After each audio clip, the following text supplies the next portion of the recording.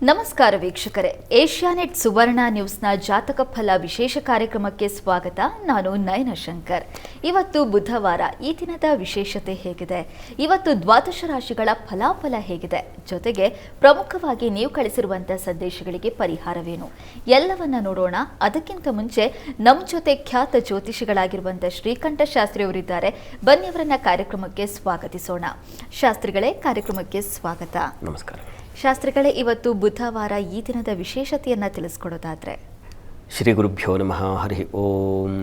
ಮೂರ್ತಿತ್ವೇ ಪರಿಕಲ್ಪಿತ ಶಶಿಭೃತೋ ವರ್ತ್ಮ ಪುನರ್ಜನ್ಮನ ಆತ್ಮೇತ್ಯಾತ್ಮವಿದಾಂ ಕೃತುಶ್ಚೇ ಯಜತಾಂ ಭರ್ತ ಅಮರ ಜ್ಯೋತಿಷಾಂ ಲೋಕಾನಾಂ ಪ್ರಳಯೋದ್ಭವ ಸ್ಥಿತಿ ವಿಭುಶ್ಚಾನೇಕಧಾಯ ಶ್ರಿತೌ ವಾಚನ್ನ ಸದದಾತ್ಮನೇಕ ಕಿರಣ ತ್ರೈಲೋಕ್ಯ ದೀಪೋ ರವಿ. ಸಮಸ್ತ ವೀಕ್ಷಕರಿಗೆ ಶುಭೋದಯ, ಶುಭ ಬೆಳಗು. ಈ ದಿನದ ಸಂದೇಶಗಳನ್ನು ಪರಿಶೀಲಿಸುವ ಪೂರ್ವದಲ್ಲಿ ಹೊತ್ತಿನ ಪಂಚಾಂಗವನ್ನು ಗಮನಿಸಿಕೊಳ್ಳೋಣ. ಶ್ರೀ ವಿಶ್ವಾವಸನಾಮ ಸಂವತ್ಸರ, ದಕ್ಷಿಣಾಯಣ, ಹೇಮಂತ ಋತು, ಮಾರ್ಗಶಿರ ಮಾಸ, ಕೃಷ್ಣ ಪಕ್ಷವಾಗಿದೆ. ಈ ದಿವಸ ಬುಧವಾರವಾಗಿರತಕ್ಕಂಥದ್ದು ಷಷ್ಠಿ ತಿಥಿ, ಆಶ್ಲೇಷ ನಕ್ಷತ್ರ. ಈ ದಿವಸ ಷಷ್ಠಿ ಆಶ್ಲೇಷ ಎರಡೂ ಸೇರಿದೆ ನೋಡಿ. ನಾಗ ಸುಬ್ರಹ್ಮಣ್ಯನ ಆರಾಧನೆಗೆ ಬಹಳ ವಿಶೇಷವಾದದ್ದು. ಆಶ್ಲೇಷ ನಕ್ಷತ್ರ ನಾಗ ದೇವತೆಯನ್ನು ಪ್ರತಿನಿಧಿಸುತ್ತೆ. ಈ ನಾಗ ಹಾಗೂ ಸರ್ಪ ಎರಡು ಬಗೆ ಇದೆ. ಸರ್ಪಗಳಿಗೆ ವಿಷಸೂಚಕವಾಗಿರ್ತಕ್ಕಂಥವು ಸರ್ಪಗಳು. ನಾಗಗಳು ಹಾಗಲ್ಲ, ಅವರು ಅನುಗ್ರಹ ಪ್ರದವಾಗಿರ್ತಕ್ಕಂಥ ದೇವತೆಗಳು. ಅದು ನಾಗಾರಾಧನೆ. ನಾವು ನಾಗರ ಕಟ್ಟೆಗೆ ಹೋಗ್ತಕ್ಕಂಥದ್ದು ಇದೆಲ್ಲ. ಈ ದಿವಸ ಆಶ್ಲೇಷ, ಅದು ನಕ್ಷತ್ರ ದಿವಸ ಇದ್ದಾಗ, ಆಶ್ಲೇಷ ನಕ್ಷತ್ರ ಇದ್ದಾಗ ಈ ಆರಾಧನೆ, ಸರ್ಪಾರಾಧನೆ, ನಾಗಾರಾಧನೆ ಇವುಗಳನ್ನು ಹೇಳಿ ನಮಗೆ ದೋಷ ಬರುತ್ತೆ, ಸರ್ಪದೋಷ ಇತ್ಯಾದಿ. ಅವುಗಳಿಂದಾಗಿ ಅದು ಸುಮಾರು ಬಗೆಗಳಲ್ಲಿ ಬರುತ್ತೆ. ಯಾವುದಾದ್ರು ನಿವೇಶನ ಸ್ಥಾನದಲ್ಲಿ ಮನೆ ಕಟ್ಟುವ ಸಂದರ್ಭದಲ್ಲಿ ಹುತ್ತ ಬೆಳೆದಿದ್ದರೆ, ಅಥವಾ ಅಂಡಚ್ಛೇದ ಮಾಡೋದರಿಂದಾಗಿ, ನಾಗರ ಮೊಟ್ಟೆಗಳನ್ನು ಹಾಳು ಮಾಡೋದರಿಂದಾಗಿ, ನಾಗ ಮಿಥುನವನ್ನು ಕಾಣೋದರಿಂದಾಗಿ, ನಾಗನನ್ನು ಹೊಡೆದಾಕೋ ಕಾರಣದಿಂದಾಗಿ, ಹೀಗೆ ಹಲವು ಬಗೆಗಳಲ್ಲಿ ನಾಗದೋಷ, ಈ ದೋಷಗಳು ಬಂದು ಸೇರ್ಪಡೆಯಾಗತ್ತೆ ಅನ್ನೋದು ಶಾಸ್ತ್ರದಲ್ಲಿ ಚಿಂತನೆ ಮಾಡಿದ್ದಾರೆ. ಈ ನಾಗದೋಷ ಇದ್ದವರಿಗೆ ಸಂತಾನದ ಸಮಸ್ಯೆಗಳಾಗಬಹುದು, ಆರೋಗ್ಯ ಸಮಸ್ಯೆ ಆಗಬಹುದು, ಇನ್ಯಾವುದೋ ಭೂ ವ್ಯಾಜ್ಯಗಳಾಗಬಹುದು, ಸಹೋದರ ಬಾಂಧವ್ಯ ಹಾಳಾಗಿಬಿಡಬಹುದು. ಈ ರೀತಿಯಲ್ಲಿ ಹಲವು ಬಗೆಗಳಲ್ಲಿ ನಾಗನ ದೋಷ, ಅದರಿಂದ ಆಗ್ತಕ್ಕಂತಹ ಸಮಸ್ಯೆಗಳನ್ನು ಗುರುತಿಸ್ತಾರೆ. ಇಂತಹ ದೋಷಗಳನ್ನೆಲ್ಲ ನಿವಾರಣೆ ಮಾಡಿಕೊಳ್ಳಿಕ್ಕೆ ನಾಗನ ಆರಾಧನೆ ಹಾಗೂ ಸುಬ್ರಹ್ಮಣ್ಯನ ಆರಾಧನೆ ಎರಡನ್ನೂ ತುಂಬ ವಿಶೇಷವಾಗಿ ಪರಿಗಣಿಸಿದೆ ನಮ್ಮ ಸಂಪ್ರದಾಯ, ಹಿಂದೂ ಸಂಪ್ರದಾಯ. ನಾಗನಿಗೆ ರಕ್ಷೆ ಕೊಟ್ಟದ್ದು ಸುಬ್ರಹ್ಮಣ್ಯ ಸ್ವಾಮಿ. ನಾಗ ಜೀವಭಯದಿಂದ ಓಡ್ತಾ ಇದ್ದ, ಗರುಡ ಬಂದು ಹಿಡಿದು ಬಿಡುತ್ತೆ ಅಂತ. ಆ ಸಂದರ್ಭದಲ್ಲಿ ಒಂದು ಹುತ್ತ ಅದರೊಳಗೆ ಸೇರ್ಕೊಂಡ್ಬಿಡ್ತು. ಗವಿ ಅದರೊಳಗೆ ಸೇರಿ ಹೋಯಿತು. ಅದನ್ನೇ ಗುಹ ಅಂತ ಕರೀತಾರೆ, ಒಂದು ಸಂಕೇತ ಅರ್ಥದಲ್ಲಿ, ಗೂಢತೆ ಅಂತ. ಅಲ್ಲಿಂದ ಪ್ರಕಟವಾದದ್ದು ಸುಬ್ರಹ್ಮಣ್ಯ ಶಕ್ತಿ, ನಿನ್ನನ್ನು ನಾನು ಅನುಗ್ರಹಿಸ್ತೀನಿ, ಹೆದರಬೇಡ ಅಂತ. ಈ ಕಾರಣದಿಂದಾಗಿ ಸುಬ್ರಹ್ಮಣ್ಯ, ನಾಗನಿಗೆ ಆರಾಧನೆ ಮಾಡಿದ್ರೆ ಸುಬ್ರಹ್ಮಣ್ಯಂಗೂ ಹೋಗಿ ತಲುಪುತ್ತೆ ಅಂತಕ್ಕಂಥ ಕಥೆ ಬಹಳ ವಿಸ್ತಾರವಾದದ್ದು. ನಾನು ತುಂಬ ಸುಮ್ಮನೆ ಹಸುವಾಗಿ ಹೇಳಿದ್ದೀನಿ, ಕಾರಣ ಸಂದೇಶಗಳನ್ನು ನೋಡಬೇಕು. ಈ ಕಾರಣದಿಂದಾಗಿ ಈ ದಿವಸ ತುಂಬ ಪ್ರಶಸ್ತವಾಗಿದೆ. ಸುಬ್ರಹ್ಮಣ್ಯ ಸನ್ನಿಧಾನಕ್ಕೆ ಹೋಗಿ ನೀವು ಆರಾಧನೆ ಮಾಡೋದು, ಅರ್ಚನೆ ಇತ್ಯಾದಿಗಳನ್ನು ಮಾಡಿಸ್ತಕ್ಕಂಥದ್ದು, ಅಭಿಷೇಕ ಮಾಡಿಸ್ತಕ್ಕಂಥದ್ದು. ಸುಬ್ರಹ್ಮಣ್ಯನ ಮೂಲಮಂತ್ರದ ಉಪದೇಶವಾಗಿದ್ದರೆ ಆ ಮಂತ್ರವನ್ನೇ 1008 ಬಾರಿ ಜಪ ಮಾಡ್ತಕ್ಕಂಥದ್ದು. ಯಾವುದಾದ್ರೂ ಸರಿ, ಮಾರ್ಗ ಹಲವಿದ್ದಾವೆ. ಹರಿಯುವ ನೀರು ಬೇರೆ ಬೇರೆ ಹೆಸರುಗಳಲ್ಲಿ ಗಂಗೆ, ಕಾವೇರಿ, ಗೋದಾವರಿ, ನರ್ಮದಾ, ಸಿಂಧು, ಹೀಗೆ ಬೇರೆ ಬೇರೆ ಇದ್ದರೂ ಹೋಗಿ ಸೇರೋದು ಸಮುದ್ರಕ್ಕೆ. ಆ ರೀತಿಯಲ್ಲಿ ನೀವು ಅರ್ಚನೆಯಾದರೂ ಮಾಡಿಸಿ, ಅನುಷ್ಠಾನ ಜಪವನ್ನಾದರೂ ಮಾಡಿ, ಅಭಿಷೇಕವನ್ನಾದರೂ ಮಾಡಿಸಿ. ಇಲ್ಲಪ್ಪ, ನನಗೆ ಹಣಕಾಸಿನ ಸಮೃದ್ಧಿ ಇದೆ, ಬಡತನ ಇಲ್ಲ ಅಂದರೆ ಸಿರಿವಂತಿಕೆ ಇದೆ ಅಂಥೇಳಿ ಸುಬ್ರಹ್ಮಣ್ಯ ಹವನ ಮಾಡಿಸಿ, ಏನಾದರೂ ಮಾಡಿಸಿ, ಕೊನೆಗೆ ಹೋಗಿ ತಲುಪೋದು ಸುಬ್ರಹ್ಮಣ್ಯನ ಪಾದಗಳಿಗೆ. ನಿಮ್ಮ ಭಕ್ತಿಯ ಧಾರೆ ಹೋಗಿ ಅಲ್ಲಿ ಸೇರುತ್ತೆ, ಅಲ್ಲಿ ವಿಲೀನವಾಗುತ್ತೆ. ಈ ದಿವಸ ಮಾಡುವ ಒಂದು ಪುಷ್ಪಾರ್ಚನೆ ಕೂಡ ಬಹಳ ವಿಶೇಷವಾದದ್ದು. ಹೋಗಿ ಸುಬ್ರಹ್ಮಣ್ಯನ ಕೃಪೆಗೆ ನಮ್ಮನ್ನು ಪಾತ್ರರನ್ನಾಗಿ ಮಾಡಿಬಿಡುತ್ತೆ. ಹೀಗಾಗಿ ವಶದಿಂದ, ಕಾಲದ ಮಹಿಮೆಯಿಂದ ಈ ದಿವಸ ತುಂಬ ಪ್ರಶಸ್ತವಾಗಿದೆ ಸುಬ್ರಹ್ಮಣ್ಯನ ಆರಾಧನೆಗೆ. ತಾವು ಪ್ರಯತ್ನಪೂರ್ವಕವಾಗಿ ಕೆಲವೇ ಇವನ್ನೆಲ್ಲ ಹೇಗೆ ಗೊತ್ತಾ, ನಾವು ಒತ್ತಡದಿಂದ ನಮಗೆ ಆಸಕ್ತಿ ಯಾವುದರಲ್ಲಿ ಅಂದರೆ ತುಂಬ ಹೆಚ್ಚಿನ ಕಾಲ ಮೊಬೈಲಲ್ಲಿ ಮುಳುಗೋದರಲ್ಲಿ ತುಂಬ ಆಸೆ ಇದೆ, ಅಥವಾ ಬೇಡದ ಯಾವುದೋ ಒಂದು ದುಶ್ಚಟಕ್ಕೆ ಬಲಿಯಾಗಿದ್ದರೆ ಅದರ ಸೇವನೆ, ಅದರಲ್ಲಿ ಕಾಣ್ತಕ್ಕಂಥ ಒಂದು ಕೆಟ್ಟ ಆನಂದ, ಇವುಗಳಲ್ಲಿ ಮನಸ್ಸು ಹೆಚ್ಚಾಗಿ ತೊಡಗುತ್ತೆ. ಅಥವಾ ಇನ್ಯಾವುದೋ ವೀಕ್ಷಣೆ, ಇನ್ಯಾವುದೋ ಆಲೋಚನೆ, ಇವುಗಳಲ್ಲಿ ಮಗ್ನವಾಗುತ್ತೆ ಬಹಳ ಸುಲಭವಾಗಿ ಮನಸ್ಸು. ಅದಕ್ಕೆ ಅಂತ ನಾವು ತಯಾರಿ ಮಾಡ್ಕೋಬೇಕಾಗಿಲ್ಲ. ಮೊಬೈಲ್ ನೋಡ್ತಾ ಇದ್ದರೆ ಯಾವುದೋ ಒಂದು ವಿಡಿಯೋ ನಮ್ಮನ್ನು ನಿಮ್ಮ ತಯಾರಿಗೆ ನೀವೇನೂ ತಯಾರಿನೇ ಮಾಡ್ಕೋಬೇಕಾಗಿಲ್ಲ. ನಿಮ್ಮ ಶ್ರಮವೇ ಇಲ್ಲದೆ ಅದರಲ್ಲಿ ನಿಮ್ಮ ಮನಸ್ಸು ನಿಲ್ಲುತ್ತೆ. ಕಾರಣ ರಂಜನೆ.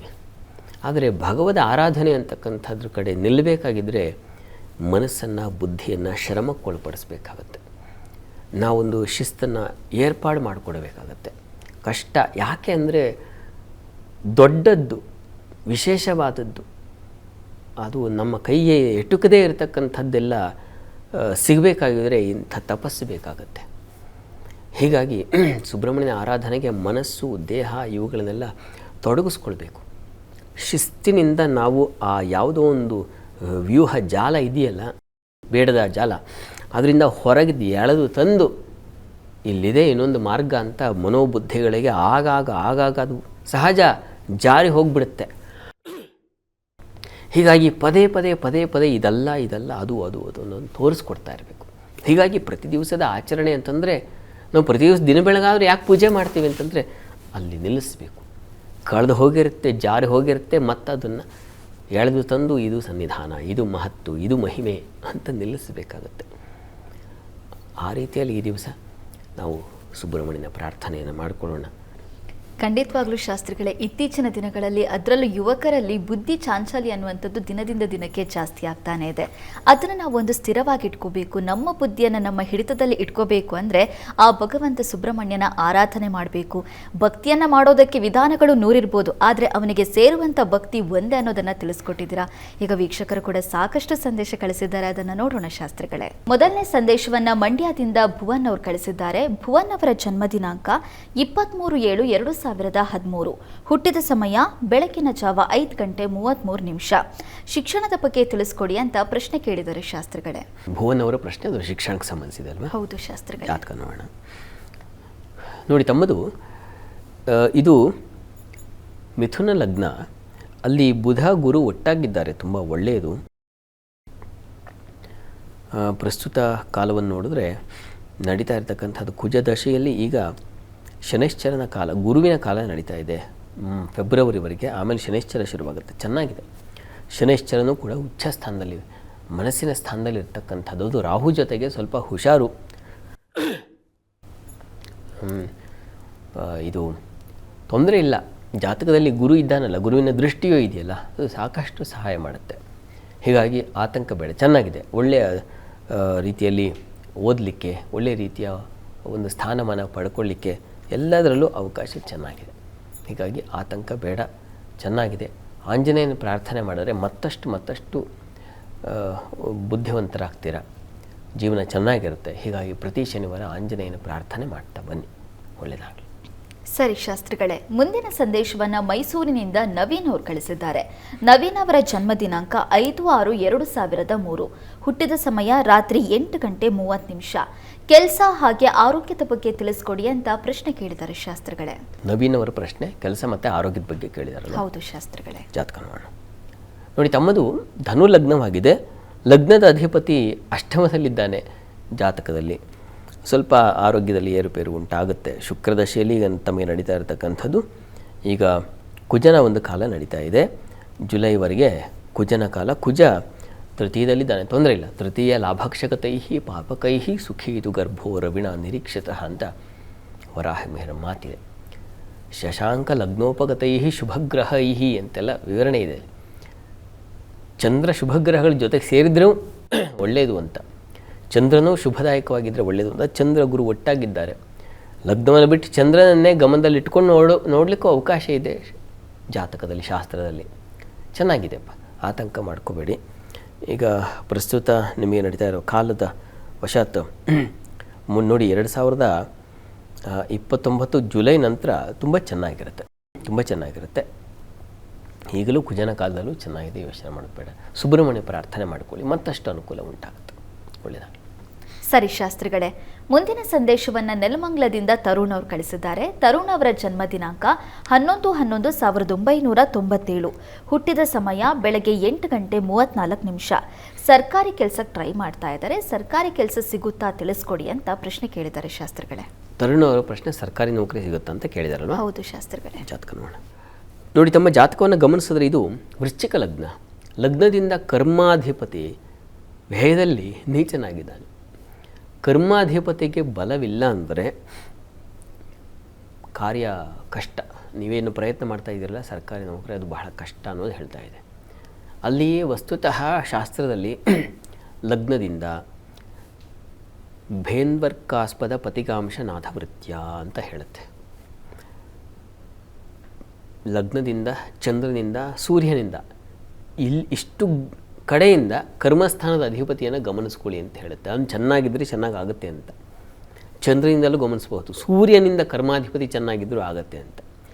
ಈ ಮೂರೂ ಕಡೆಯಿಂದಲೂ ನಿಮಗೆ ಸ್ವಲ್ಪ ವೀಕೆ ಇದೆ. ಚಂದ್ರನಿಂದ ನೋಡೋಣ ಅಂದರೆ ಗುರು ಕೂಡ ನೀಚನಾಗಿದ್ದಾನೆ, ಬಲಹೀನನಾಗಿದ್ದಾನೆ. ಇನ್ನು ಚಂದ್ರ ಸಾಕ್ಷಾತ್ ಶನಿ ಜೊತೆಗಿದ್ದಾನೆ. ಈ ಎಲ್ಲ ಕಾರಣಗಳಿಂದಾಗಿ ನಿಮಗೆ ಸ್ವಲ್ಪ ಅತಂತ್ರ ಸ್ಥಿತಿ ಇದೆ, ಕಷ್ಟ ಇದೆ. ಕಷ್ಟ ಇದ್ದಾಗ ನಾನು ಏನು ಹೇಳಿ, ಬೇರೆ ಇನ್ನೇನು ಹಾಗಾದ್ರೆ ಕೆಲಸವೇ ಇಲ್ಲ ಅಂತಲ್ಲ, ಕೆಲಸ ಇರುತ್ತೆ ನಿಮಗೆ. ನೋಡಿ, ಇದರಲ್ಲಿ ಸಮಾಧಾನ ಇದೆ ಅಂತ ಅನ್ನಿಸ್ತಾ ಇದೆ. ಆ ರೀತಿಯ ಒಂದು ಅನುಕೂಲ ಇರೋಲ್ಲ, ಸ್ವಲ್ಪ ಪರಿಶ್ರಮ ಇದೆ. ಇದಕ್ಕೆ ನೀವು ಈಶ್ವರನ ಆರಾಧನೆ ಮಾಡಿ. ಪ್ರತಿ ಭಾನುವಾರ ಈಶ್ವರ ಸನ್ನಿಧಾನಕ್ಕೆ ಹೋಗಿ ನಿಮ್ಮ ಸಂಕಲ್ಪ ಅಲ್ಲಿ ಸಮರ್ಪಣೆ ಮಾಡಿಕೊಂಡು ಈಶ್ವರನ ಪ್ರಾರ್ಥನೆ ಮಾಡಿದ್ರೆ, ಈಶ್ವರ ಸನ್ನಿಧಾನಕ್ಕೆ ಗೋಧಿ ಸಮರ್ಪಣೆ, ಬಿಲ್ವಾರ್ಚನೆ, ಇದೆಲ್ಲ ಒಳ್ಳೆಯದು. ಇದನ್ನು ಮಾಡಿ, ಒಳ್ಳೆಯದಾಗಿ. ಸರಿ ಶಾಸ್ತ್ರಿಗಳೇ, ಮುಂದಿನ ಸಂದೇಶವನ್ನು ಬೆಂಗಳೂರಿನಿಂದ ರಘು ಅವರು ಕಳಿಸಿದ್ದಾರೆ. ರಘು ಅವರ ಜನ್ಮ ದಿನಾಂಕ 23/2/2025. ಹುಟ್ಟಿದ ಸಮಯ ರಾತ್ರಿ 11 ಗಂಟೆ. ರಾಶಿ ನಕ್ಷತ್ರ ಗೊತ್ತಿಲ್ಲ, ತಿಳಿಸ್ಕೊಡಿ. ಜೊತೆಗೆ ಆರೋಗ್ಯ ಹೇಗಿದೆ ತಿಳಿಸ್ಕೊಡಿ ಅಂತ ಪ್ರಶ್ನೆ ಕೇಳಿದ್ದಾರೆ ಶಾಸ್ತ್ರಿಗಳೇ. ರಘು ಅವರ ಪ್ರಶ್ನೆ ಅದು ರಾಶಿ ನಕ್ಷತ್ರ ತಿಳಿಸಬೇಕಾಗಿದೆ ಮತ್ತು ಆರೋಗ್ಯ ಬಗ್ಗೆ ತಿಳಿಸಬೇಕು. ಹೌದು ಶಾಸ್ತ್ರಿಗಳೇ. ಜಾತಕ ನೋಡೋಣ. ನೋಡಿ, ತಮ್ಮದು ಪೂರ್ವಾಷಾಢ ನಕ್ಷತ್ರ, ಧನು ರಾಶಿ. ಪೂರ್ವಾಷಾಢ ನಕ್ಷತ್ರದಲ್ಲಿ 1ನೇ ಪಾದ ಬರುತ್ತೆ.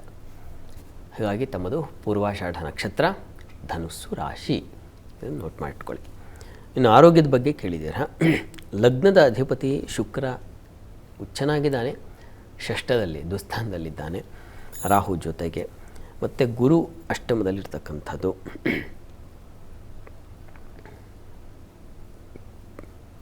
ಪ್ರಸ್ತುತ ಕಾಲವನ್ನು ನೋಡಿದ್ರೆ ಈಗ ಶುಕ್ರ ದಶೆಯಲ್ಲಿ ತಮಗೆ ರವಿಭಕ್ತಿ ನಡೀತಾ ಇದೆ ಮಗುಗೆ.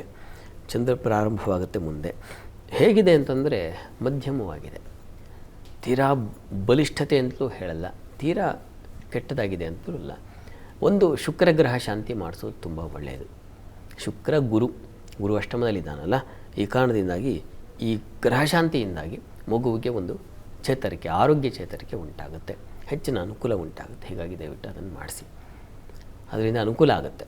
ಮುಂದೆ ಹೇಗಿದೆ ಅಂದರೆ ಚಂದ್ರ ತುಂಬ ಚೆನ್ನಾಗಿದ್ದಾನೆ. ಚಂದ್ರನಿಗೆ ಸ್ವಲ್ಪ ಮಟ್ಟಿಗೆ ಗುರುಸ್ಥಾನದಲ್ಲಿರ್ತಕ್ಕಂಥ ಚಂದ್ರ ಅವನು ಸ್ವಲ್ಪ ಬಲ ತಂದುಕೊಡ್ತಾನೆ. ಹೀಗಾಗಿ ಆತಂಕ ಬೇಡ, ಯೋಚನೆ ಮಾಡಿಬಿಡಿ. ಗ್ರಹಶಾಂತಿಯಿಂದಾಗಿ ಅನುಕೂಲ ಉಂಟಾಗುತ್ತೆ. ಒಳ್ಳೆಯದಾಗಲಿ. ಶಾಸ್ತ್ರಿಗಳೇ, ಮೇಷರಾಶಿಯಿಂದ ಕನ್ಯಾ ರಾಶಿವರೆಗಿನ ಈ ದಿನದ ಫಲಾಫಲ ತಿಳಿಸ್ಕೊಡೋದಾದರೆ 12 ರಾಶಿಗಳ ಫಲಾಫಲ ತಿಳಿಯುವ ಮುನ್ನ ಈ ಹೊತ್ತಿನ ಗ್ರಹಸ್ಥಿತಿಯನ್ನು ಗಮನಿಸ್ಕೊಳ್ಳೋದಾದರೆ, ಮಿಥುನ ರಾಶಿಯಲ್ಲಿ ಗುರುವಿನ ಜೊತೆ ಮಾಂದಿ ಉದಯಾಗಿದೆ ಈ ದಿವಸ. ಚಂದ್ರಕೇತು ಒಟ್ಟಾಗಿದ್ದಾರೆ, ಇದು ಸಿಂಹ ರಾಶಿಯಲ್ಲಿ. ವೃಶ್ಚಿಕ ರಾಶಿಯಲ್ಲಿ ರವಿ, ಶುಕ್ರ ಮತ್ತು ಬುಧನನ್ನು ಕಾಣ್ತಾ ಇದ್ದೀವಿ. ಇನ್ನು ಧನು ರಾಶಿಯಲ್ಲಿ ಕುಜನನ್ನು ಕಾಣ್ತಾ ಇದ್ದೀವಿ. ಇನ್ನು ರಾಹು ಶನೈಶ್ಚರರು ಕುಂಭ ಮೀನುಗಳಲ್ಲಿ ಯಥಾಸ್ಥಿತಿಯಲ್ಲಿದ್ದಾರೆ. ಹೀಗಿರುವಾಗ 12 ರಾಶಿಗಳ ಫಲಾಫಲ ತಿಳಿತಾ ಹೋಗೋಣ. ಮೊದಲಿಗೆ ಮೇಷರಾಶಿವರೆಗೆ ದಿವಸ ನಿಮಗೆ ನೋಡಿ, ಮಕ್ಕಳ ವಿಚಾರದಲ್ಲಿ ಸ್ವಲ್ಪ ತಾಯಂದರಿಗೆ ಮನಸ್ಸಿಗೆ ನೋವಾಗುವ ಸಾಧ್ಯತೆ, ಮಕ್ಕಳ ಚಿಂತೆ, ಇದರಲ್ಲಿ ನೀವು ಬಳಲ್ತೀರ, ಆ ರೀತಿಯಲ್ಲಿದೆ. ಕೆಲಸ ಕಾರ್ಯಗಳಲ್ಲಿ ಸ್ವಲ್ಪ ಮಟ್ಟಿಗೆ ಅನುಕೂಲ, ಸಹಕಾರ ಇತ್ಯಾದಿ ಕಾಣಬಹುದು, ಸಂಶಯ ಇಲ್ಲ. ಅದು ಈಗ ಸ್ವಲ್ಪ ಭಯ, ಸೇವಕರು ಸಹಾಯಕರಿಂದ ಏನು ಸಮಯಕ್ಕೆ ಸರಿಯಾಗಿ ಅನುಕೂಲ ಆಗದೇ ಇರತಕ್ಕಂಥದ್ದು, ಈ ರೀತಿಯಲ್ಲಿ ಸ್ವಲ್ಪ ತೊಂದರೆ ಇದೆ ಈ ದಿವಸ. ಪ್ರಾರ್ಥನೆಗೆ ಆಂಜನೇಯನ ಪ್ರಾರ್ಥನೆ ಮಾಡ್ಕೊಳ್ಳಿ, ಲಲಿತಾ ಪ್ರಾರ್ಥನೆಯನ್ನು ಮಾಡಿ. ವೃಷಭ ರಾಶಿಯವರಿಗೆ ದಿವಸ ನಿಮಗೆ ಆಹಾರ ವ್ಯತ್ಯಾಸ ಇದೆ, ಸ್ವಲ್ಪ ಹುಷಾರು. ಈ ದಿವಸ ಕೂಡ ಸ್ವಲ್ಪ ತೊಡಕನ್ನು ಸೂಚಿಸ್ತಾ ಇದೆ. ಸಿಹಿ ಪದಾರ್ಥ ವ್ಯಾಪಾರದಲ್ಲಿ ಸ್ವಲ್ಪ ಸಿಹಿ ಪದಾರ್ಥದ ಆಹಾರ ಸೇವನೆ ಮಾಡುವುದು ಸ್ವಲ್ಪ ಹುಷಾರು. ಇನ್ನು ಸ್ವಲ್ಪ ಸ್ತ್ರೀಯರಿಗೆ ಬಂಧುಗಳು ಮಿತ್ರರಿಂದ ಸ್ವಲ್ಪ ತೊಡಕನ್ನು ಸೂಚಿಸ್ತಾ ಇದೆ. ಹೀಗಾಗಿ ಅವ್ರ ಜೊತೆ ವ್ಯವಹಾರ ಇದ್ದರೆ ಒಳ್ಳೆಯದಲ್ಲ. ಅದು ಹಣಕಾಸಿನ ವ್ಯವಹಾರ ಇದ್ದರಂತೂ ತುಂಬ ಒಳ್ಳೆಯದಲ್ಲ. ಹುಷಾರು, ಗಮನ ಇರಲಿ. ಕೆಲಸ ಕಾರ್ಯಗಳಲ್ಲಿ ತುಂಬ ಚೆನ್ನಾಗಿದೆ, ಅನುಕೂಲದ ವಾತಾವರಣ ಇದೆ, ಸಂಶಯ ಇಲ್ಲ. ಅದು ಈ ದಿವಸ ನಿಮಗೆ ದಾಂಪತ್ಯದಲ್ಲಿ ಸಾಮರಸ್ಯತೆ, ಅನ್ಯೋನ್ಯತೆ ಕಾಣಬಹುದು. ಪ್ರಾರ್ಥನೆಗೆ ದಿವಸ ಗುರು ಪ್ರಾರ್ಥನೆ, ಗಣಪತಿ ಪ್ರಾರ್ಥನೆ ಎರಡೂ ಮಾಡಿ. ಮಿಥುನ ರಾಶಿಯವರಿಗೆ ದಿವಸ ನೋಡಿ, ನಿಮ್ಮ ರಾಶಿಯಿಂದ ಚಂದ್ರ ತೃತೀಯದಲ್ಲಿದ್ದಾನೆ. ಈಗ ಬೆಳಗ್ಗೆ ಸ್ವಲ್ಪ ಹೊತ್ತು ದ್ವಿತೀಯದಲ್ಲಿ ಇರ್ತಾನೆ. ಹೀಗಾಗಿ ಕುಟುಂಬ ಸೌಖ್ಯ ಇತ್ಯಾದಿ ಕಾಣ್ತೀರಾ. ಮಧ್ಯಾಹ್ನ ಮೇಲೆ ಸ್ವಲ್ಪ ಭಯದ ಆತಂಕ, ಭಯದ ವಾತಾವರಣ ಇದೆಲ್ಲ ಇದೆ. ಸ್ವಲ್ಪ ಗಮನ ಇರಲಿ ಹೆಣ್ಮಕ್ಳು. ಸ್ವಲ್ಪ ಆರೋಗ್ಯದಲ್ಲೂ ವ್ಯತ್ಯಾಸ ಕಾಣ್ತಾ ಇದೆ, ಕಣ್ಣಿನ ಬಾಧೆ ಸೂಚಿಸ್ತಾ ಇದೆ, ಹುಷಾರು. ವೃತ್ತಿಯಲ್ಲೂ ಅಷ್ಟೇ ಸ್ವಲ್ಪ ಮಟ್ಟಿಗೆ ಅಸಮಾಧಾನ ಉಂಟಾಗಬಹುದು. ವೃತ್ತಿಯಲ್ಲಿ ದಿವಸ ಸಹಕಾರ ಸಿಗದೆ ಹೋಗ್ಬಿಡಬಹುದು. ಹೀಗಾಗಿ ಸ್ವಲ್ಪ ಹುಷಾರು. ದಾಂಪತ್ಯದಲ್ಲಿ ಅನ್ಯೋನ್ಯತೆ ಇದೆ, ಆತಂಕ ಬೇಡ. ಪ್ರಾರ್ಥನೆಗೆ ದಿವಸ ಲಲಿತಾ ಪ್ರಾರ್ಥನೆ ಮಾಡಿ. ಕರ್ಕಾಟಕ ರಾಶಿಯವರಿಗೆ ಚಂದ್ರ ಈಗ ನಿಮ್ಮ ರಾಶಿಯಲ್ಲೇ ಇದ್ದಾನೆ, ಹೀಗಾಗಿ ತೊಂದರೆ ಇಲ್ಲ. ಆನಂತರದಲ್ಲಿ ಸ್ವಲ್ಪ ಹೊತ್ತು ಕಳೆದ ಮೇಲೆ ದ್ವಿತೀಯಕ್ಕೆ ಹೋಗ್ತಾನೆ ಚಂದ್ರ. ಹೀಗಾಗಿ ಹಣಕಾಸಿನ ವಹಿವಾಟು, ಬ್ಯಾಂಕ್ಗಳಲ್ಲಿ ಬಹಳ ಹುಷಾರು. ಹೆಣ್ಣುಮಕ್ಕಳು ಹಣಕಾಸಿನ ವಿಚಾರದಲ್ಲಿ ಹುಷಾರಾಗಿದೆ. ಇನ್ನು ಕೆಲಸ ಕಾರ್ಯಗಳಲ್ಲಿ ಅನುಕೂಲ ತುಂಬ ಚೆನ್ನಾಗಿದೆ. ಧೈರ್ಯ, ಶೌರ್ಯ, ಸಾಹಸ ಈ ಕಾರ್ಯಗಳಲ್ಲಿ, ಈ ಕ್ಷೇತ್ರಗಳಲ್ಲಿ ಕೆಲಸ ಮಾಡೋರಿಗೆ ಲಾಭದಾಯಕವಾಗಿದೆ. ಸ್ವಲ್ಪ ಖರ್ಚು ಇದೆ ರೀ ಈ ದಿವಸ. ಅಪವ್ಯಯ, ಅನಗತ್ಯ ಖರ್ಚು ಅಂತೀವಲ್ಲ, ಅದು ಜಾಸ್ತಿ ಇರುತ್ತೆ ಈ ದಿವಸ. ಮಹಾಲಕ್ಷ್ಮಿ ಪ್ರಾರ್ಥನೆ ಮಾಡಿ. ಇನ್ನು ಸಿಂಹರಾಶಿಯವರಿಗೆ ಈ ದಿವಸ ಬಹಳ ವಿಶೇಷವಾದ ಲಾಭ ಇದೆ, ವ್ಯಯವೂ ಇದೆ. ಲಾಭ ವ್ಯಯ ಎರಡೂ ಸೂಚಿಸ್ತಾ ಇದೆ. ವ್ಯಯ ಅಧಿಪತಿ ಜನ್ಮಕ್ಕೆ ಬರ್ತಾನೆ ಆಮೇಲೆ. ಹೀಗಾಗಿ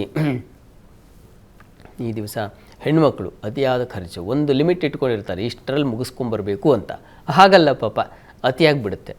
ತಿರ್ಗಾ ಮನೇಲಿ ಫೋನ್ ಮಾಡಿ ಕೇಳ್ಕೊಳ್ಳೋದಾಗುತ್ತೆ, ಇನ್ನೊಂದು ಸ್ವಲ್ಪ ಹಣ ಬೇಕಿತ್ತು ಹಾಕ್ತೀರಾ ಅಂತ. ಹಿಂಗಾಗ್ಬಿಡುತ್ತೆ. ಆ ರೀತಿಯ ಒಂದು ತೊಡಕಿದೆ. ಇನ್ನು ಉಳಿದ ಹಾಗೆ ದಿವಸ ಸ್ನೇಹಿತರು, ಬಂಧುಗಳ ಸಹಕಾರ, ಅವ್ರ ಜೊತೆಗೆ ವಿಹಾರ, ಪ್ರಯಾಣ ಇದೆಲ್ಲ ತುಂಬ ಚೆನ್ನಾಗಿದೆ. ಅನ್ಯೋನ್ಯ ಒಡನಾಟ ಚೆನ್ನಾಗಿರ್ತದೆ ಈ ದಿವಸ. ಲಾಭವೂ ಇದೆ, ಯೋಚನೆ ಮಾಡಬೇಡಿ. ಪ್ರಾರ್ಥನೆಗೆ ದಿವಸ ಅಮ್ಮನವ್ರ ಸನ್ನಿಧಾನಕ್ಕೆ ಸ್ವಲ್ಪ ಅಕ್ಕಿ ಸಮರ್ಪಣೆ ಮಾಡಿ. ಕನ್ಯಾ ರಾಶಿಯವರಿಗೆ ಈ ದಿವಸ ಕೆಲಸ ಕಾರ್ಯಗಳಲ್ಲಿ ಇದು ಸ್ವಲ್ಪ ತೊಡಕನ್ನು ಸೂಚಿಸ್ತಾ ಇದೆ, ವಿಘ್ನಗಳು. ಹೀಗಾಗಿ ಕೆಲಸ ಪೂರ್ಣ ಆಗೋದಿಲ್ಲ, ಅರ್ಧಕ್ಕೆ ನಿಂತುಬಿಡುತ್ತೆ. ಆ ರೀತಿಯ ಒಂದು ಸಾಧ್ಯತೆ ಇದೆ. ಮತ್ತು ಈ ದಿವಸ ಪ್ರಾತಃ ಕಾಲದಲ್ಲಿ ಡೈರಿ ಪ್ರಾಡಕ್ಟ್ ಅವರಿಗೆ ತುಂಬ ಚೆನ್ನಾಗಿದೆ. ಬರ್ತಾ ಸ್ವಲ್ಪ ಡಲ್ ಆಗುತ್ತೆ, ಸ್ವಲ್ಪ ವ್ಯಯ ಆಗುತ್ತೆ. ಆ ರೀತಿಯ ಒಂದು ಸಾಧ್ಯತೆ ಇದೆ. ಚಂದ್ರ ಈ ದಿವಸ ಕರ್ಕಟಕದಲ್ಲಿ ಬರ್ತಾನೆ, ನಂತರ ಸಿಂಹಕ್ಕೂ ಬರ್ತಾನೆ. ಈ ಕಾರಣದಿಂದಾಗಿ ಎರಡೆರಡು ಫಲ ಸೂಚಿಸ್ತಾ ಇದೆ. ಸ್ವಲ್ಪ ಹುಷಾರು. ಬೆಳಿಗ್ಗೆ ಚೆನ್ನಾಗಿತ್ತಲ್ಲ ಅಂತಂದರೆ ಆಮೇಲೆ ಡಲ್ ಆಗುತ್ತೆ. ಆ ರೀತಿಯಲ್ಲಿ ಅಮ್ಮನವರ ಸನ್ನಿಧಾನಕ್ಕೆ ನೀವು ಕ್ಷೀರ ಸಮರ್ಪಣೆ ಮಾಡಿ. ಇನ್ನು ತುಲಾರಾಶಿಯವರಿಗೆ ದಿವಸ ಕೆಲಸ ಕಾರ್ಯಗಳಲ್ಲಿ ತುಂಬ ಚೆನ್ನಾಗಿದೆ. ಬೆಳಿಗ್ಗೆ ಬೇಗ ಲಘುಬಗೆಯಲ್ಲಿ ಕೆಲಸಗಳೆಲ್ಲ ಆಗುತ್ತೆ, ಆಮೇಲೆ ಲಾಭ ಬರುತ್ತೆ ಅದರಿಂದ. ಹೀಗಾಗಿ ಕಾರ್ಯಕ್ಕೆಲ್ಲ ಲಾಭ ಎರಡೂ ತುಂಬ ಚೆನ್ನಾಗಿದೆ ಈ ದಿವಸ.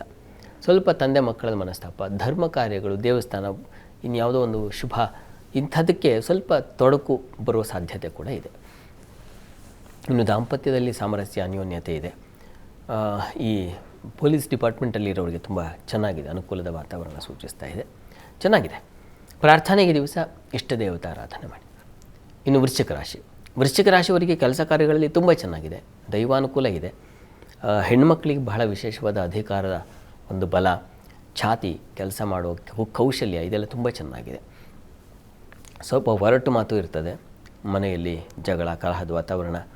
ವಿದ್ಯಾರ್ಥಿಗಳಿಗೆ ಒಂದು ರೀತಿಯ ಕಠಿಣ ವಾತಾವರಣ, ಇದನ್ನೆಲ್ಲ ಸೂಚಿಸ್ತಾ ಇದೆ. ಸ್ವಲ್ಪ ಹುಷಾರು. ಈ ದಿವಸ ವಸ್ತು ನಷ್ಟತೆ, ಅಪಮಾನ, ಸ್ವಲ್ಪ ಈ ರೀತಿಯ ಸಾಧ್ಯತೆ ಇದೆ. ಹೀಗಾಗಿ ಸ್ವಲ್ಪ ಹುಷಾರಾಗಿರಿ. ಯಾರ ಹತ್ರ ಮಾತಾಡ್ತಾ ಇದ್ದೀರಾ, ಏನು ಮಾತಾಡ್ತಿದ್ದೀರಾ ಅನ್ನೋ ಗಮನ ಇರಲಿ. ಗುರು ಪ್ರಾರ್ಥನೆ ಮಾಡಿ. ಧನುರಾಶಿಯವರಿಗೆ ಈ ದಿವಸ ಕೆಲಸ ಕಾರ್ಯಗಳಲ್ಲಿ ಪರಿಶ್ರಮ ಜಾಸ್ತಿ, ಕೆಲಸದ ಒತ್ತಡ ಜಾಸ್ತಿ ಆಗುತ್ತೆ ಈ ದಿವಸ ನಿಮಗೆ ತಾಯಿ ಮಕ್ಕಳಲ್ಲಿ ಸ್ವಲ್ಪ ಅಸಮಾಧಾನ ಸೂಚಿಸ್ತಾ ಇದೆ. ಸ್ನೇಹಿತರಿಂದ ತುಂಬ ಚೆನ್ನಾಗಿದೆ, ಸ್ನೇಹಿತರು, ಬಂಧುವರ್ಗದಿಂದ ತುಂಬ ಅನುಕೂಲ ಇದೆ. ದಾಂಪತ್ಯದಲ್ಲೂ ಸ್ವಲ್ಪ ಮಟ್ಟಿಗಿನ ಅಸಮಾಧಾನ ಇದೆ ಈ ದಿವಸ. ಹೀಗಾಗಿ ಈ ದಿವಸ ನೀವು ಕೂಡ ಶಿವಶಕ್ತಿಯರ ಆರಾಧನೆ ಮಾಡಿ, ಪಾರ್ವತಿ ಪರಮೇಶ್ವರನ ಪ್ರಾರ್ಥನೆ ಮಾಡಿದ್ರೆ ಬಹಳ ಒಳ್ಳೆಯದು. ಇನ್ನು ಮಕರ ರಾಶಿಯವರಿಗೆ ಈ ದಿವಸ ಕೆಲಸ ಕಾರ್ಯಗಳಲ್ಲಿ ತುಂಬ ಚೆನ್ನಾಗಿದೆ, ಅನುಕೂಲ ಇದೆ. ದಾಂಪತ್ಯದಲ್ಲಿ ಅನ್ಯೋನ್ಯತೆ, ಸಾಮರಸ್ಯ. ಬೆಳಿಗ್ಗೆ ಚೆನ್ನಾಗಿರ್ತೀರ, ಇದ್ದಕ್ಕಿದ್ದಾಗೆ ಕೆಲಸಕ್ಕೆ ಹೋಗೋ ಟೈಮಿಗೆ ಏನೋ ಒಂದು ಕಿರಿಕಿರಿ ಶುರುವಾಗ್ಬಿಡಬಹುದು, ಗಮನ ಇರಲಿ. ತಿಂಡಿ ಆಗೋವರೆಗೂ ಚೆನ್ನಾಗಿದೆ, ತಿಂಡಿ ಆನಂತರದಲ್ಲಿ ಶುರುವಾಗೋ ಸಾಧ್ಯತೆ, ಹುಷಾರು, ಜಗಳಗಳು. ಇನ್ನು ಉಳಿದ ಹಾಗೆ ಹಾಲು ಹೈನುಗಾರರಿಗೂ ಸ್ವಲ್ಪ ನಷ್ಟವನ್ನು ಸೂಚಿಸ್ತಾ ಇದೆ ಈ ದಿವಸ. ಈ ದಿವಸ ಸ್ವಲ್ಪ ಸಾಲದ ಸುಳಿ ಸಿಕ್ಕಾಕೊಳ್ಳೋ ಲಕ್ಷಣ ಕೂಡ ಇದೆ. ಸ್ವಲ್ಪ ಜಾಗ್ರತೆ ಬೇಕು ಇವರೇ ಈ ದಿವಸ. ತಪ್ಪದೇ ನರಸಿಂಹ ಪ್ರಾರ್ಥನೆ, ಅಮ್ಮನವ್ರ ಪ್ರಾರ್ಥನೆ ಎರಡೂ ಮಾಡಿ. ಇನ್ನು ಕುಂಭರಾಶಿಯವರ ಈ ದಿವಸ ಕೆಲಸ ಕಾರ್ಯಗಳಲ್ಲಿ ಅನುಕೂಲ ಇದೆ, ಲಾಭ ಕಾಣ್ತೀರಾ. ವಸ್ತ್ರ ವ್ಯಾಪಾರಿಗಳಿಗೆ, ಔಷಧ ವ್ಯಾಪಾರಿಗಳಿಗೆಲ್ಲ ತುಂಬ ಚೆನ್ನಾಗಿದೆ. ಬುದ್ಧಿ ಸ್ವಲ್ಪ ಈ ದಿವಸ ಸ್ವಲ್ಪ ಡಲ್ ಆಗಿರುತ್ತೆ, ತೋಚೋದಿಲ್ಲ ಪಾಪ, ಏನೂ ತೋಚೋಲ್ಲ, ಹಾಗಾಗ್ಬಿಡುತ್ತೆ. ಇನ್ನು ಉಳಿದ ಹಾಗೆ ಮಕ್ಕಳ ವಿಚಾರದಲ್ಲೂ ಸ್ವಲ್ಪ ಮಕ್ಕಳ ಜೊತೆಗೆ, ತಾಯಿ ಜೊತೆಗೆ ಸ್ವಲ್ಪ ಬಾಂಧವ್ಯ ಹಾಳಾಗುವ ಸಾಧ್ಯತೆ ಇದೆ ಈ ದಿವಸ. ಆದರೆ ಸಂಗಾತಿಯ ವಿಚಾರದಲ್ಲಿ ಅನ್ಯೋನ್ಯತೆ, ಸಾಮರಸ್ಯ ಚೆನ್ನಾಗಿದೆ. ಪ್ರಾರ್ಥನೆಗೆ ಈ ದಿವಸ ನೀವು ಗುರು ಪ್ರಾರ್ಥನೆಯನ್ನೇ ಮಾಡಿ ನೀವು ಕೂಡ. ಇನ್ನು ಮೀನರಾಶಿಯವರ ಈ ದಿವಸ ಕೆಲಸ ಕಾರ್ಯಗಳಲ್ಲಿ ತುಂಬ ಅನುಕೂಲದ ವಾತಾವರಣ ಇದೆ. ಈ ದಿವಸ ಪ್ರಯಾಣದಲ್ಲಿ ಸ್ವಲ್ಪ ಹುಷಾರು, ಎಚ್ಚರ ತಗೊಳ್ಳಿ. ಉಳಿದ ಹಾಗೆ ಬುದ್ಧಿಬಲ, ಅನುಕೂಲದ ಫಲಗಳು ಇವೆಲ್ಲ ತುಂಬ ಚೆನ್ನಾಗಿದೆ, ಲಾಭ ಇದೆ ಈ ದಿವಸ. ಸ್ವಲ್ಪ ಮಟ್ಟಿಗೆ ಪ್ರಯಾಣದಲ್ಲಿ ತೊಂದರೆ ಇರೋದರಿಂದ ತಪ್ಪದೆ ನಾಗಕ್ಷೇತ್ರ ದರ್ಶನ ಮಾಡೋದು ತುಂಬ ಒಳ್ಳೆಯದು. ಈ ದಿವಸ 12 ರಾಶಿಗಳವರು, ರಾಶಿ ಗೊತ್ತಿಲ್ಲ ಅಂತಕ್ಕಂಥವ್ರು ಹೇಳಬಹುದಾದ ಮಂತ್ರ ಗಮನಿಸಿ. ಓಂ ಶಂಖಪಾಲಾಯ ನಮಃ. ಇದು ನಾಗನ ಒಂದು ಮಂತ್ರ, ಹೇಳ್ಕೊಳ್ಳಿ, ಅನುಕೂಲ ಆಗುತ್ತೆ. ಶಾಸ್ತ್ರಿಗಳೇ, ಈ ದಿನದ ವಿಶೇಷತೆ 12 ರಾಶಿಗಳ ಫಲಾಫಲ ಜೊತೆಗೆ ವೀಕ್ಷಕರ ಸಂದೇಶಗಳಿಗೆ ಪರಿಹಾರವನ್ನು ತಿಳಿಸ್ಕೊಟ್ಟಿದ್ದೀರಾ. ಧನ್ಯವಾದಗಳು ಶಾಸ್ತ್ರಿಗಳೇ. ಸರ್ವೇ ಜನಾಃ ಸುಖಿನೋ ಭವಂತು, ಸಮಸ್ತ ಸನ್ಮಂಗಳಾನಿ ಭವಂತು. ಎಲ್ಲರಿಗೂ ಶುಭವಾಗಲಿ. ವೀಕ್ಷಕರೇ, ಇದಾಗಿತ್ತು ಇವತ್ತಿನ ಜಾತಕ ಫಲ ವಿಶೇಷ ಕಾರ್ಯಕ್ರಮ. ನೇರ, ದಿಟ್ಟ, ನಿರಂತರ ಸುದ್ದಿಗಾಗಿ ನೋಡ್ತಾ ಇರಿ ಏಷ್ಯಾನೆಟ್ ಸುವರ್ಣ ನ್ಯೂಸ್.